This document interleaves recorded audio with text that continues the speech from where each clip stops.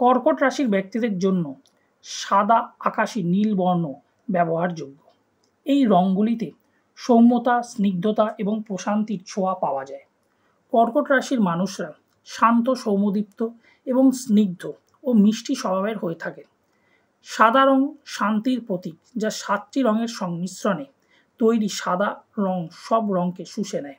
তাই সাদা রঙের সহ্য এবং ধৈর্য ক্ষমতা অসীম। যে কোনো মানুষ সাদা পোশাক পরলে গরম ভাব কম অনুভব করে। শুভ্র রং মনের মধ্যে অনাবিল শান্তির সৃষ্টি করতে সাহায্য করে, মনকে একাগ্র করতে সহায়তা করে। সাদা সত্যতাকে তুলে ধরে সাদা রং মানুষের ভাবমূর্তিতে পরিবর্তন আনতে সহায়তা করে। জলের রং সাদা এবং আকাশের রং আসমানি বা আকাশী, দুই প্রকৃতির সৌন্দর্য প্রকাশের সাহায্যকারী রং। আকাশের দিকে এক দৃষ্টিতে তাকালে মন ভালো হয়ে যায়।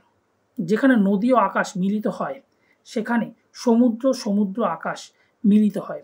মানুষ এমন প্রাকৃতিক রূপ সৌন্দর্য দেখে মুগ্ধ হন এবং মন হাজারো স্বপ্নের জাল বনে।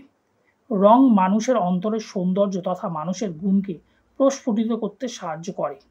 কবি, লেখক, সাহিত্যিক, চিত্রকারীরা রঙের কদর করেন এবং রঙের গুরুত্ব বোঝেন। কর্কট রাশির অধিপতি গ্রহ চন্দ্র, আর এই চাঁদের পূর্ণিমা তিথির জ্যোৎস্নার আলোকছটার অপরূপ সৌন্দর্যের সকলেই মুগ্ধ হয়ে যান। সাদা রঙকে সবার প্রতীকও মনে করা হয়।